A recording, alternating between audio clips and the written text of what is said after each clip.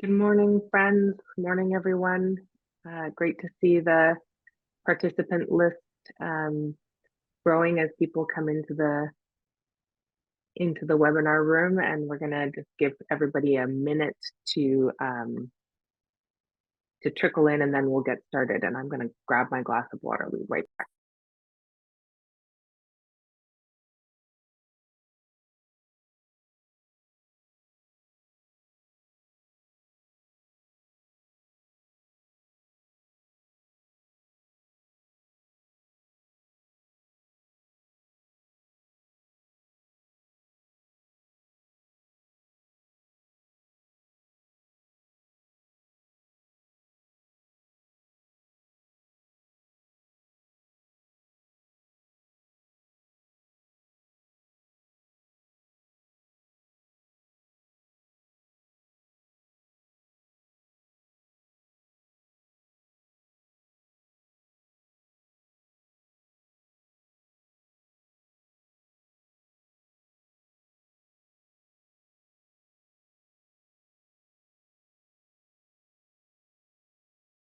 Hey, good morning, everyone, and welcome. Welcome to this morning session of the New Horizons Speaker Series. We're going to get started, and we know that other colleagues will be joining us as the minutes tick by. I'm Danielle Martin. I'm a family doctor at Women's College Hospital, and I'm the chair of our wonderful Department of Family and Community Medicine here at the University of Toronto. And I'm so happy to welcome you all this morning to a conversation with Professor Marshall Ganz, Senior Lecturer on Leadership, Organizing, and Civil Society at Harvard University. And I'm going to share my screen. Those of you who've attended the speaker series in the past will be familiar with this beautiful image that we use that inspired this whole series. And so even though you may have seen it before, I'm going to continue to use it. It's a superb work of art by Merrill McMaster, a Canadian artist with Plains, Cree, British, and Dutch ancestry. And by way of a land acknowledgement and to say a little bit about what this speaker series is about, I want to tell you a little bit about this piece. Merrill has given us permission to use this image, and she's given us a quote in which she talks about the navigation by the stars that this piece of art represents. The notion that stories of the constellations of the stars get passed down over generations within both Indigenous and non-Indigenous cultures, which are a big part of the history of navigation. If you know anyone who's ever been on a ship, they could talk to you about that, and who can guide us in many forms of exploration. This self-portrait was taken at the Badlands in Grasslands National Park, which is a dark sky preserve, one of those places where you can see the stars really clearly, and a preservation area for one of the largest tracts of natural grassland in North America. And what Merrill says when she describes this piece is, perched atop my hat are the indigo bunting birds who use the stars to navigate. Carrying the universe, they lead me to the stars as I seek answers in the sky. And that's really what I think about what this piece is entitled, Lead Me to Places I Could Never Find on My Own, the second in a two-part piece of art. And that's what I think about as the foundation for this series. It's a way to look up and out to other disciplines outside of family medicine, to learn how people from other disciplines think about issues and problems, and what we can learn from them as we consider the future of academic family medicine. And so with that, I want to introduce our speaker this morning, Professor Marshall Ganz. Many of you know that Marshall was here in Toronto, actually a couple of times at various university events in the fall, and many of our leaders in the DFCM had an opportunity to hear him speak and found his insights really useful for this particular moment that we find ourselves in primary care and family medicine today. Marshall is a legendary community organizer. Some of his work includes collaborating with other activists during the civil rights movement in Mississippi and with Cesar Chavez and the United Farm Workers in the 1960s and 70s. He was also the architect of Barack Obama's first successful presidential campaign. He's a sociologist, an author, a researcher, a change maker, and today he will be talking with us specifically about his work around public narrative and building narratives of hope during difficult times to drive positive change. And I was hoping to have this conversation with him because I feel we are in such a moment in family medicine in Ontario. I think that many of us in our clinical work and our academic work have spent the better part of the last many years trying to characterize the crisis that we've been in, the way in which our colleagues and ourselves at times are burning out, the large numbers of patients who can't find a family doctor in Ontario, the administrative burden of our work, concerns about compensation and relative value in the healthcare system. And I think we've done a good job of characterizing that crisis. And in fact, our patients have helped us to characterize it when they point their finger in the face of whichever politician knocks on their door and says, if you want my vote, what are you going to do to help me find a family doctor? They're helping us to make that case for a crisis. And I think I'm going to express my own personal view. I think we've made the case and we're hearing and feeling the beginnings of movement. The most obvious example of which is the announcement of Dr. Jane Philpott's primary care action team earlier this season and the investment that the government of Ontario has announced of a historic $1.8 billion to try to connect 2 million more people to a publicly funded family doctor and team over the next 4 years. And so part of what we're trying to do in family medicine from an academic perspective now is ask, how do we transition from a narrative of crisis to a narrative of hope? How do we hold in the transition both the difficult ongoing challenges that we face, because we didn't all sort of wake up yesterday and realize everything is perfect now, but how do we hold that reality of the ongoing challenges and yet look to a positive future, especially because I think we all believe that it's that positive lens and that hope lens that will entice our learners to choose a career in family medicine and hopefully longitudinal community-based comprehensive family medicine to serve their communities in the future. It's very few people are going to choose to come into a discipline if we're already always talking about the crisis and never talking about the hope. And so there's very few people who are better placed to help us think about building narratives of hope than Marshall. And with that, I'm going to say then welcome to you, Marshall. And I want to, before I pass it over, I just want to remind you all that in today's conversation, we will be focusing on Marshall's theories and how we can apply them to the work we do in family medicine and the DFCM. Please feel free to use the Q&A function at any time if you want to put a question into the chat for me to ask Marshall, but please know that we will only engage with questions relating specifically to today's topic. So welcome, Marshall, and I want to thank you so much for your time this morning and look forward to hearing a little bit about what is public narrative and why might it be useful to us at this moment in family medicine in Ontario. Well, good morning, Danielle. It's a it's a pleasure to be with you. A privilege, actually. You know, it's a particular privilege to have this conversation with people who are called to healing.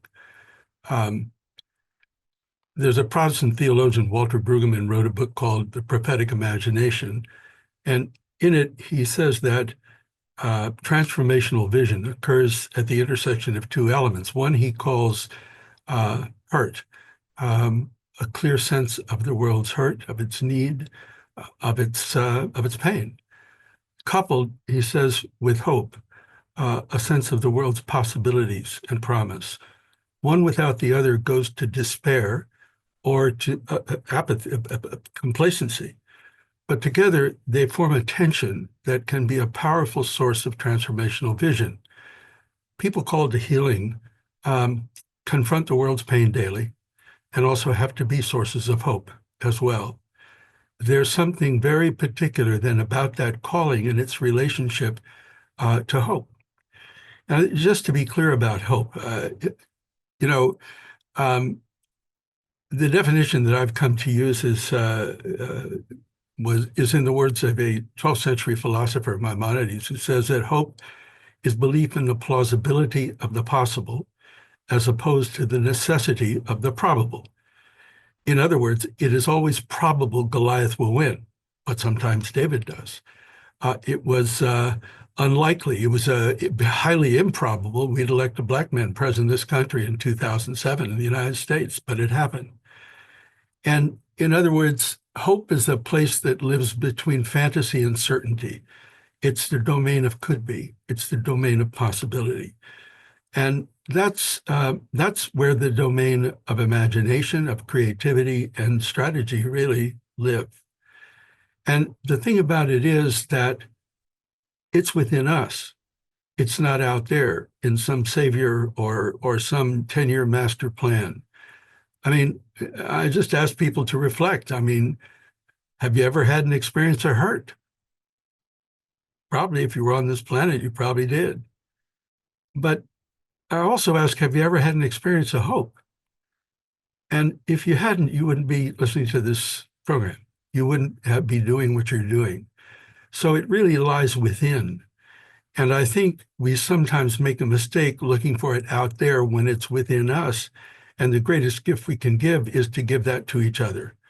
And so if we think of ourselves as really having that capability, that possibility, I just think it grounds it much more realistically. I think optimism and pessimism are both arrogant because they claim to predict the future and nobody can.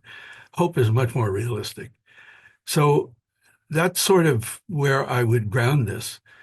Now, public narrative is the use of narrative in the service of leadership. And so it's important to ground, because people tell stories about many, many different things. So the approach to leadership in which we've grounded public narrative is leadership as accepting responsibility for enabling others to achieve shared purpose under conditions of uncertainty. In other words, this is not leadership as a shining star that illuminates with your brilliance, but it is a form of engagement with others around the accomplishment of shared purpose.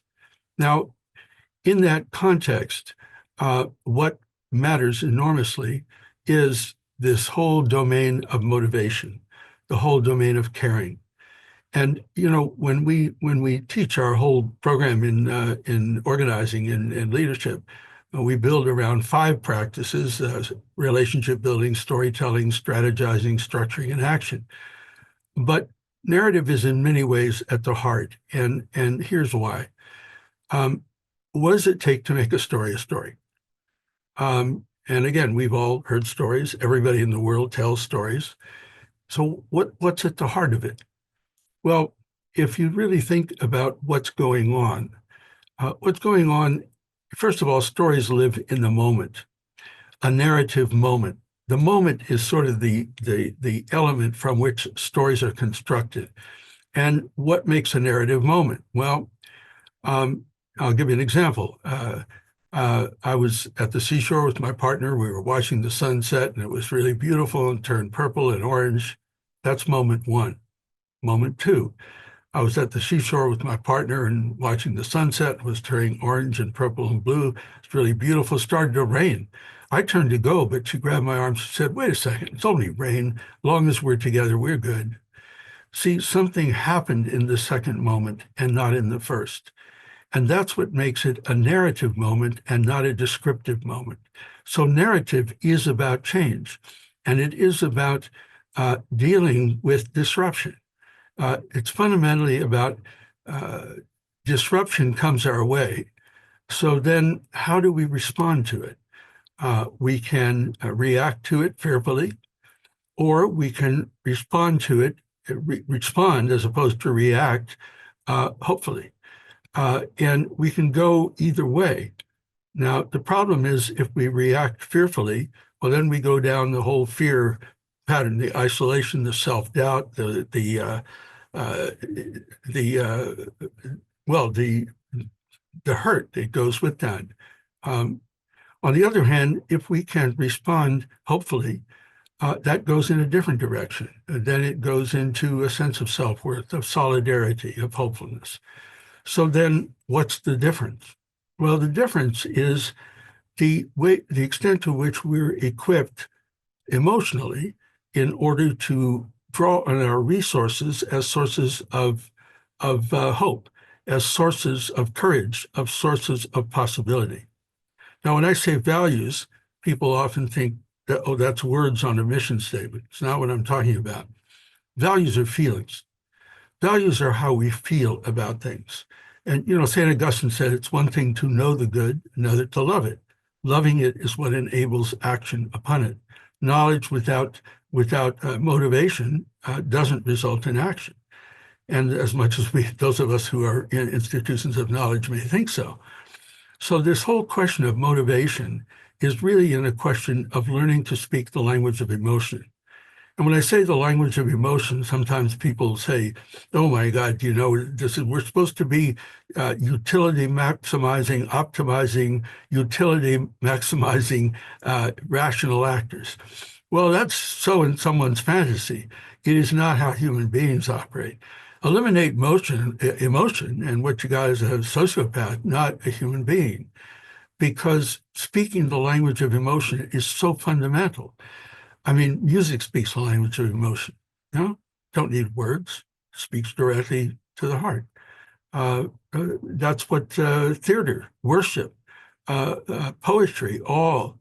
Well, narrative is a particular way to speak the language of emotion with respect to how to draw on the emotional resources within us, within our values, in order to find the courage to confront disruptions so as to turn them into challenges we can engage with, as opposed to threats from which we must retreat.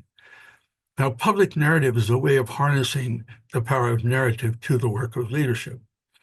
And in other words, it is learning how to use narrative, stories, to communicate to others, why am I called to what I'm doing? Not a resume, not a CV. What are the experiences in my life that have taught me to care? Where did I get my hope? They're often early in life. I mean, who has not had to figure out how to deal with adversity? That's a part of growing up. It's a part of living. And so that's the story of self, is drawing on those moments to share them in such a way that we can communicate our sources of caring and also our sources of hope. And they're in moments. They're in narrative moments. They're not in an argument. They're recreating a moment of experience. Then moving from a story of self, the idea is to enable others to get us, not to read our resume, but to experience emotionally, what is it that's called us? And sometimes people are fearful of this because, oh my God, I can never be that vulnerable. Well, the thing about it is that you don't get courage points without vulnerability because they go together. And, when we are courageous enough to share our vulnerabilities, then we offer insight into why we're here, how we got here, how we dealt with these things. We don't learn much from perfect people. Moses is one of my favorite characters. Well, partly because he's a Jew who was an Egyptian. He was of the oppressed and raised in the house of the oppressor, which presented certain identity challenges. But he's also very flawed. And see, you learn from how people deal with that. You don't learn from, hey, everything was perfect and I'm just doing my thing. So this is an important starting point. And it opens a pathway to relationship, to actual being in a relationship with another person, not a transaction, but a relationship. And relationships build the future. Transactions are only in the present. Then we move to using narrative to elicit the experience of shared usness. In other words, what do we share? It's us. It's a story of us, not as a category, but as a shared experience. The experience of having to deal with some of the challenges that you all have to deal with almost daily. There's so much shared experience there around which you can construct an us, a shared us, a shared experience. And then finally, we go to a story of now. Now being, what is the challenge we confront in the present? Where do we get the hope to address it, and what are the choices that we are called upon to make now. So it's a linking of story of self, story of us, story of now. So it's a harnessing of the power of narrative in the service of leadership. And that's what public narrative is about. It's a great summary, and I've reflected a lot on this, the triad, if you will, story of self, story of us, story of now, and how it is similar to, and in some ways also different from, the way that we are raised in medicine to tell stories. The classic way in medicine to tell a story is what we would call a case report, and any good medical grand rounds starts with a case. Mrs. So and so, she's 82, she has high blood pressure, she lives alone, her daughter visits her once a week, etc. She comes to the clinic with this concern. And so you give the story of an individual. It puts a face on, and Ian McWhinney, one of the great fathers of family medicine, talked about how in general practice and family medicine, we don't tend to think about diseases in abstraction. We think about them with faces as people who we've encountered in our careers, who typify in our minds those illnesses or medical problems, and yet, so the classic case report or medical grand rounds would be the case, this is so and so, and then you move to kind of background on diabetes or whatever the problem is. It affects X million people in the world. It has the following very serious health consequences. It has the following costs to the healthcare system, and then we sort of get into whatever the item is that we're teaching, and there are narrative elements to what we're doing there. But it has occurred to me as I think about your theory that version of narrative bumps up against some of what you're talking about, but is not the same thing. In part because it misses the story of self, and therefore, lacks that emotional connection, or can lack, of course, that emotional connection to the listener. And also because the story of now that it engenders is a clinical. We're trying to impart certain, often medical expert information to people, and so it as I say, it bumps up against public narrative, but doesn't quite it doesn't fully go there, which is one of the reasons why I find your theories so interesting. Can you talk a little bit about the difference between this public narrative approach, story of self, story of us, story of now, and the ways in which other disciplines you encounter, like medicine, use narrative but don't quite achieve what it is that you're talking about? Boy, that's an interesting question. It's a really, really interesting question. I want to go back for a moment, though, and say just a word more about the grounding of public narrative. In reality, it's really grounded in three questions posed by the first century Jerusalem scholar, Rabbi Hillel, who, when asked, how do I figure out what to do with my life? He said, ask yourself these questions. The first is, if I am not for myself, who will be for me? Not a selfish question, but self-regarding. In other words, it's an argument that unless you enter engagement with others with enough self-awareness to actually be able to see others, then there's a problem. So you're starting with the self. But then if I'm for myself alone, what am I? Because to be a who and not a what is to recognize that we exist in relationship with others as human beings. We are relational creatures. And finally, he says, if not now, when? Not advice to jump into moving traffic, but it is a caution against what Jane Addams called the snare of preparation. Just another year of strategic planning. We'll have the perfect plan. We'll go out and implement it. The world will totally conform to our expectations, except that never happens. And because action always entails risk, because we can't predict the future. It's unknowable.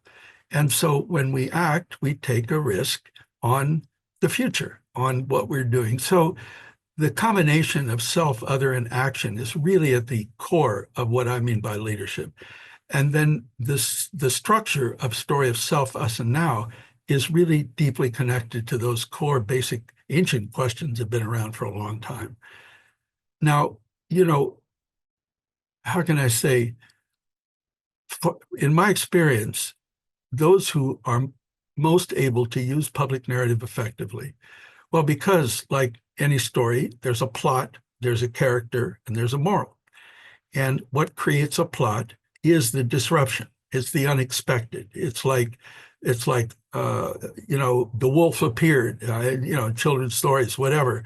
And then there's a response to the disruption. This is like what makes it go. And then from the response and the outcome, we learn a moral. And the moral it teaches, though, is experiential. It's not a moral to the head, it's a moral to the heart. You know, we all grew up on stories. So we tell our children stories. We could just give them a list, do this, don't do that. Except that doesn't work very well because it stays in the head. Stories reach the heart. And so it is a way of communicating values that live within the heart of ourselves and others, just to sort of, so value, people who are operating out of a values base, especially a human values oriented place, find narrative really helpful because it turns those values into action, into real experience. They create the sources of courage and trust and all the rest of that. Without that, that's not there. Educators, of course, physicians, people who strive to social work, pastors, and I wish more political leaders. You know, we had a positive experience with Barack Obama when he was, because he understood how public narrative works. If you listen to his Democratic Convention speech in 84? No, I'm sorry, 2004. I'm revealing my age there. 2004. In the first 7 minutes, you'll hear a story of self, us, and now. Now, sometimes you start with a now, sometimes you start with an us. It's not a formula, it's a framework. It's a lens, a way to look at complexity and communicate around and about it. So we find people in the climate movement, for example, people in social movements. Now, sometimes folks who are coming from a bit of a different perspective try to capture it. And it winds up being a form of marketing. You know, the marketing world is not the world of organizing. It's not the world of leadership. It's marketing. And so everything gets turned into a brand. And so then a public narrative becomes, how do I communicate my brand? But brands don't live and breathe. Brands are something you put on cows, I guess, if you don't like cows. I mean, it's not a form of humanity. It's an abstraction. And we get into such trouble when we start turning humans into abstractions. And the dehumanization that is such a challenge in your field, and it's a challenge across the board where we're talking and dealing with humans, because it drops the human out and replaces the human with a label, with a category. I was in a session here with the campaign managers of both Trump and Harris. They have a thing here at the Kennedy School after every general election. It's kind of extraordinary room to find yourself in. But what was so clear was that the Harris campaign was trying to tell people how they ought to feel rather than listening to how they felt. And that is a huge difference. Or saying love democracy when it's not a reality in people's daily lives. And so and what it revealed is they're living in the world of abstraction, of labels, of glimpses of a person, but not dealing with real people. And so this is kind of, so where you're trying to deal with real people and where that matters, that's a place where public narrative, the real thing, can be deeply useful. We did a survey to find out how people were using public narrative. And we learned that the most common usage is not on a stage giving a speech. It's in people's work groups. It's in sharing stories of self, arriving at what we share as an us and harnessing that to the work we need to do. That was a surprise. Said, oh, but it makes a lot of sense when you think about it for a moment. So it is a way of then putting ourselves on a shared values frame that's human, that's not abstract, and not as some formula, but as a lived reality. I think this is a really important thing that I'd like to go a little bit deeper on the difference between public narrative as a kind of guideline for giving a good speech, which it is, by the way, a guideline for giving a great speech. But the difference between that and public narrative as a means of exercising real and engaged leadership and building movements. And although she's not here today, I feel confident that our friend Jane Philpott might not mind if we used her challenge as a hypothetical example. So those who are on the call will know that Dr. Jane Philpott is herself a family physician, a former member of our department, a former federal minister of health, who's now been appointed to lead us out of the crisis we find ourselves in family medicine in Ontario. So the government has appointed her to this very prominent leadership role. Her mandate is to ensure that every Ontarian is attached to a family doctor in a publicly funded healthcare team within 5 years. They've announced a whole bunch of money to help her do this. And one of the reasons I think we all might assume that one of the reasons why Jane was appointed to this leadership role, aside from her many amazing skills and competencies, is that she had just written a book, Health for All, in which she, I don't know whether she does it on purpose or not, but essentially practices what you're talking about. She shares very personal stories about her own life and her faith, her history as a person, the loss of her child, all this, very heavy emotional that you come to know Jane when you read her book and understand why she is called to this work as a healer and as a person in public policy.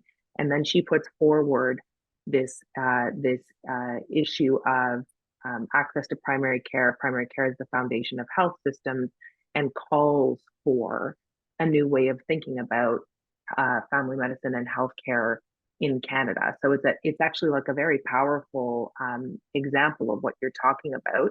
As you say, perhaps not exactly in the order that the handbook says, and it doesn't matter. It speaks to people, and anyone who heard her interviewed on the radio or whatever or attended any of her book talks would have seen her practicing that.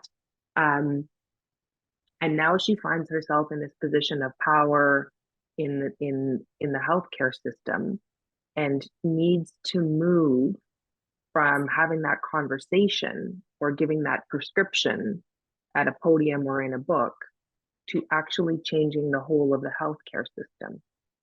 And I'm wondering if you can talk a little bit about how, I guess maybe it's the link between narrative and organizing, Yeah. but maybe talk a little bit about what it takes to make that transition. You're Barack Obama on a stage, you're giving a barn burner of a speech, everybody thinks you're doing a great job. Now you're president and you actually have to govern. How did this, how do these theories influence the way people can effectively go about making change? The way that we approach leadership is with a pedagogy of the practice of leadership. In other words, it's not a theory about, it is practice. And it's rooted in a head, hands, heart approach. In other words, it's understanding that the interaction of why I care and why we're doing this and how we're doing it, and then how we're translating that how into action as heart, head, hands is really where it's at. Because the why is critically important, and that's what narrative addresses, is the why. Strategy is what addresses the how.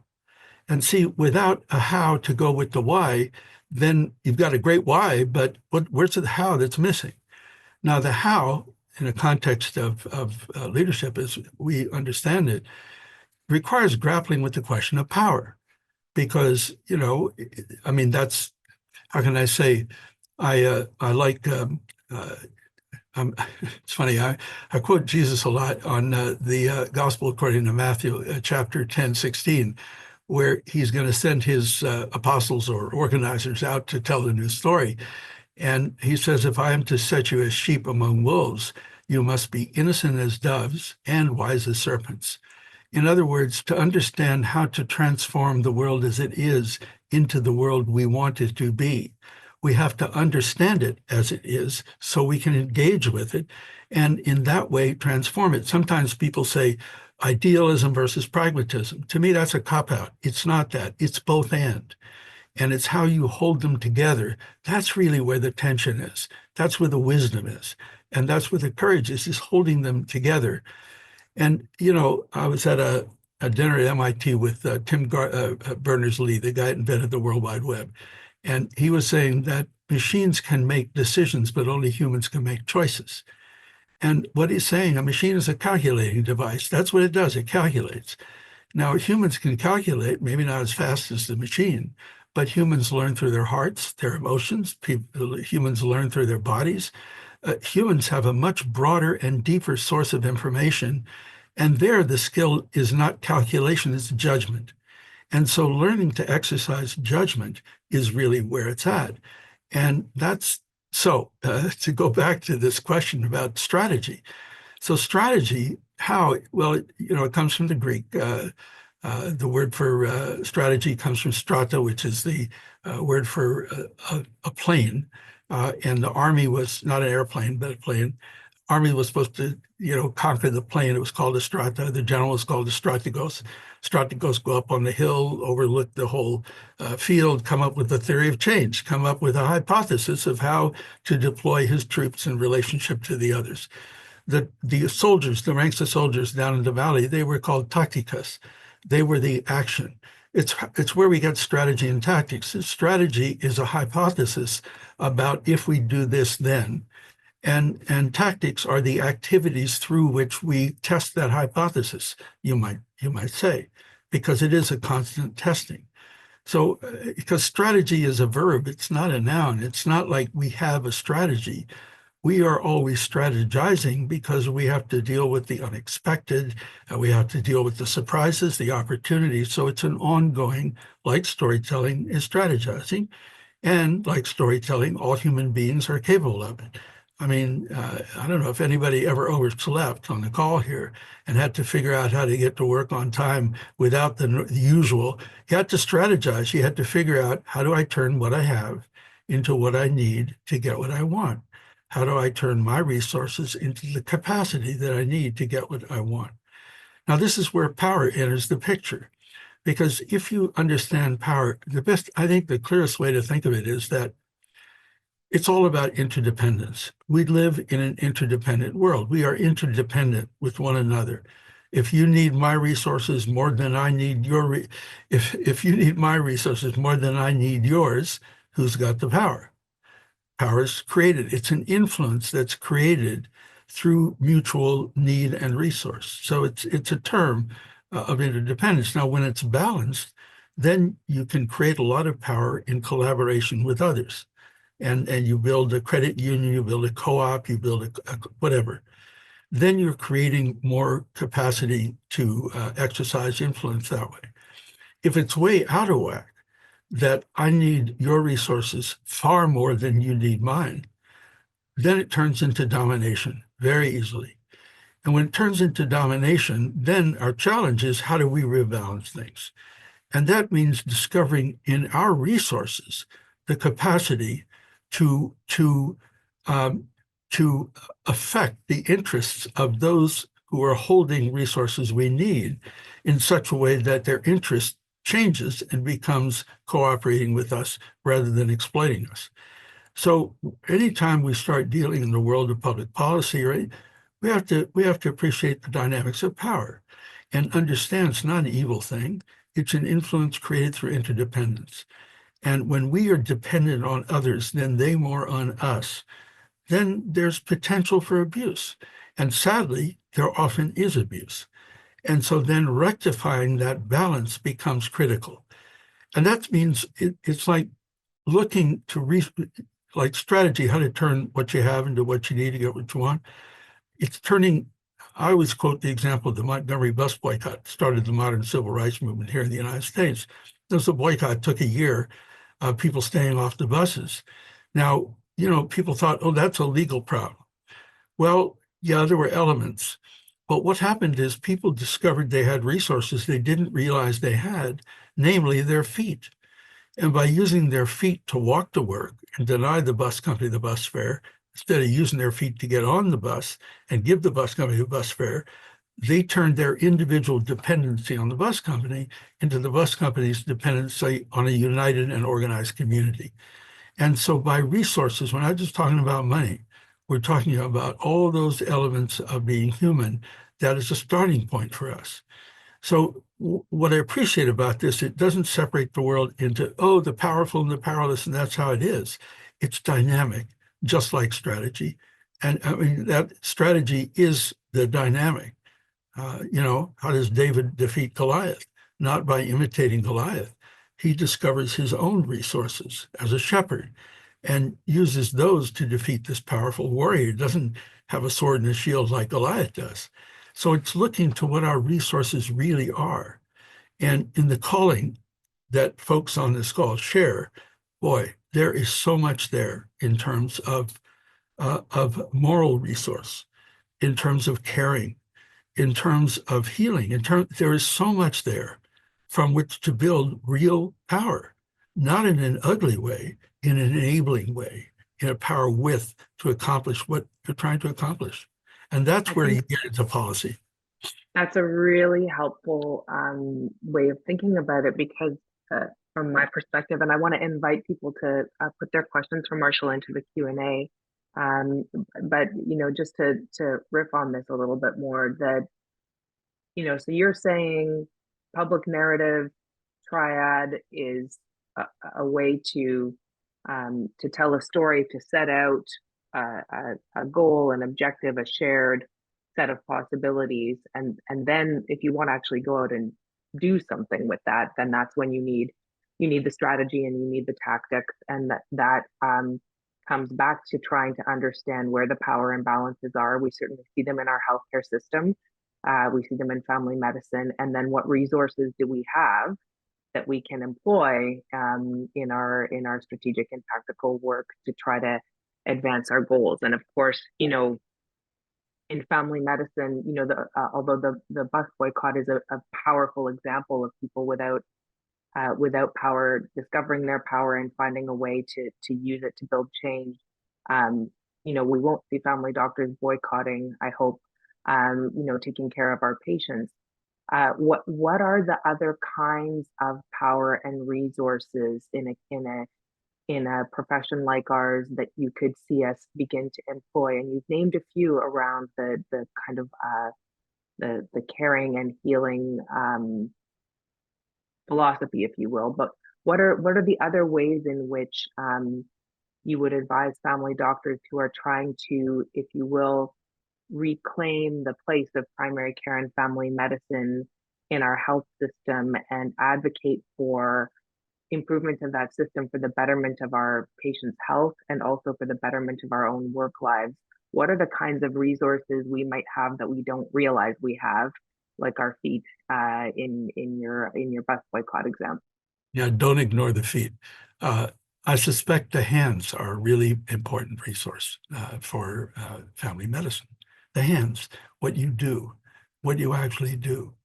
Now, see, it's a question I would really want to throw back to you because I don't know. What I think of is, I know we've worked some with folks in healthcare practice, and I don't know how much of a system or issue this is in family medicine. I suspect it is. The methods through which healthcare is dehumanized, whether it's bean counting, whether it's being turned into a machine. And I know we do some training of first-year residents in public narrative because sometimes they come out of medical school. I know how to treat an organ. I don't know how to treat a person. And that's very different, bringing the person into view.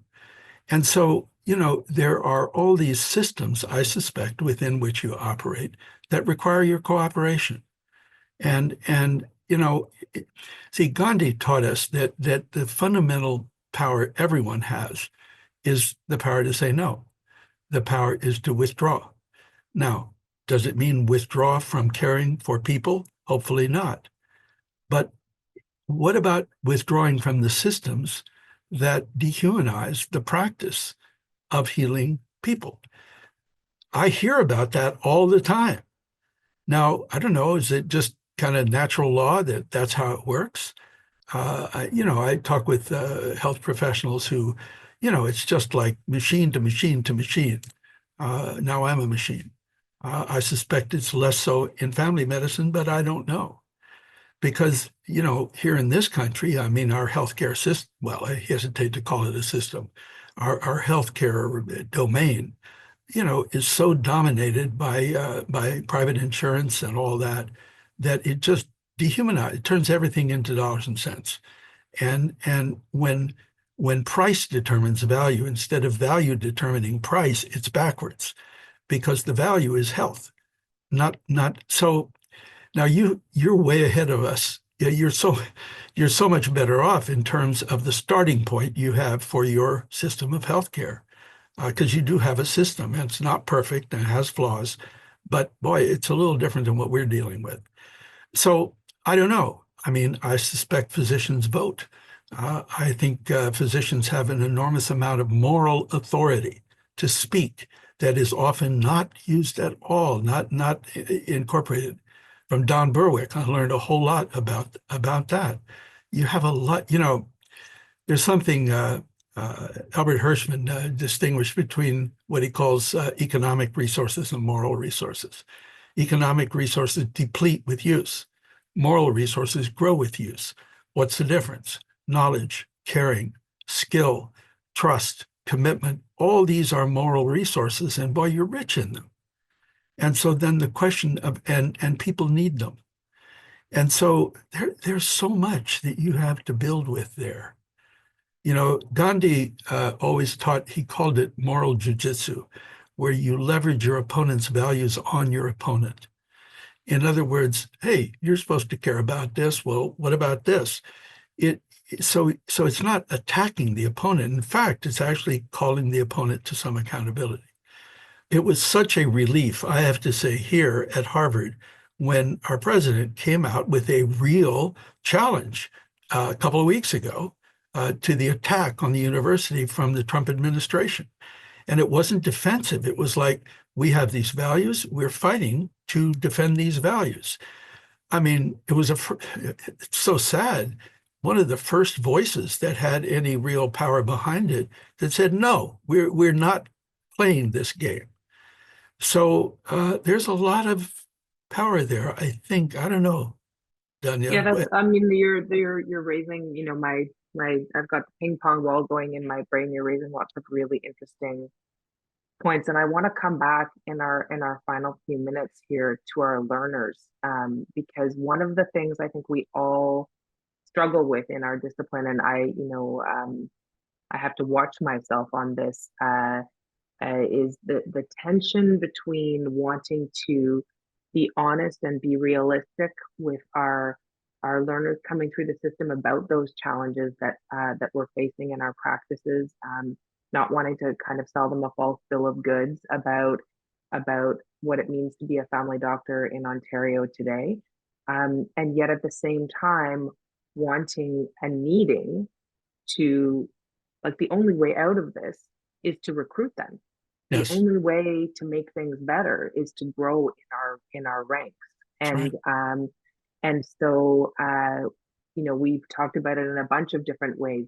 How do we make sure that we don't just use the outside voice for the painful parts and then the inside voice for the joyful parts? If you're going to Mm. use your outside voice, use it for everything. Or even sharing some vulnerability as teachers about both the struggles and the joys of our discipline, trying to address challenge without claiming defeat. Like, how do you, as a person who uh, uh, links communicating with action for a living, how would you advise us to help bridge that distance between crisis and hope in our work as educators? Well, that's one of, you know, my mom was a teacher, but she called herself an educator uh, because it comes from educare, the Latin to draw out, not to put in. In other words, it's a process of drawing out of people their strength, their possibilities, their growth, rather than filling their heads with a bunch of stuff. And so that's kind of, it's a sort of a developmental approach.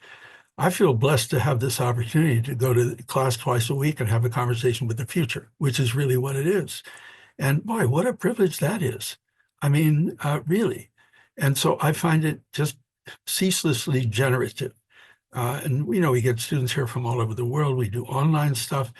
It so there's something about, well, I'll say, maybe I can say it this way, in organizing. When I was with the farmer, because it took 5 years to win a great boycott to get a union in California. But every day, and this is what I learned in Mississippi, every day you're engaging with someone who's struggling to find their voice. And when they find their voice, that's a big deal. You know, it takes micro to create macro outcomes. And sometimes you want to go straight to the macro and miss the micro. Well, then it's like something with no feet. The micro is what sustains it all. I find that when you're, and what attracted me to organizing was that it starts there. And then in bringing people together and then building power out of that. It's not imposing, it's drawing out, it's developing. So, you know, that's where hope is so much more helpful than optimism.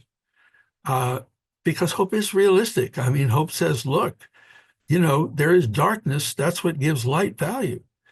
And so that's the world we live in. And so to have the gift of being able to heal, my God, what a gift that is.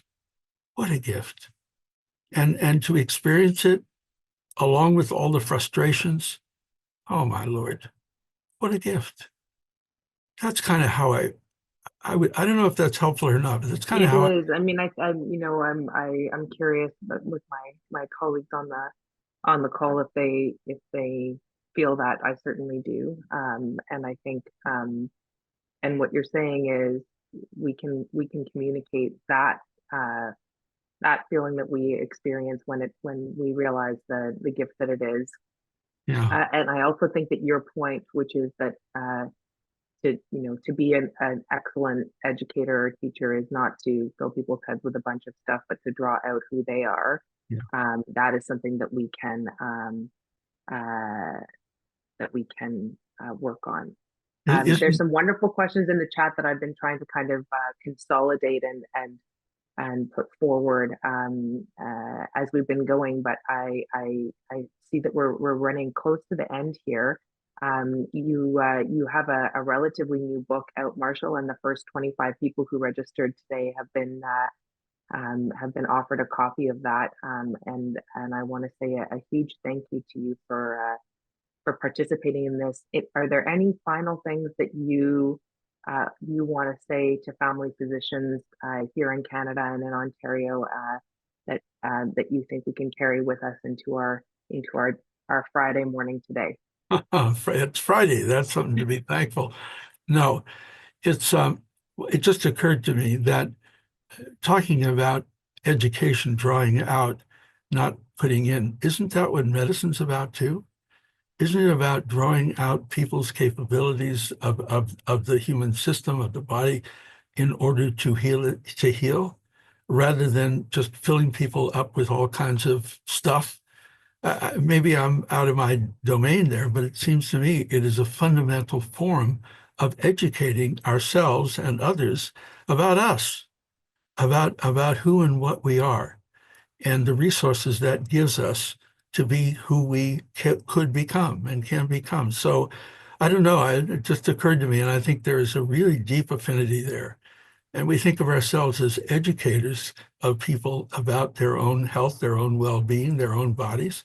I mean, and their spirits, because it goes with that. So I don't know. I just think, I don't know, at a certain point, I realized that, life is limited, but boy, what a gift it is. What a gift it is, you know, to have this experience, this capacity to create. And I think it's just something to be very grateful for. And I have to say, I am a big fan of Pope Francis, and his loss was a terrible loss, but what a gift that he gave with the years that he had.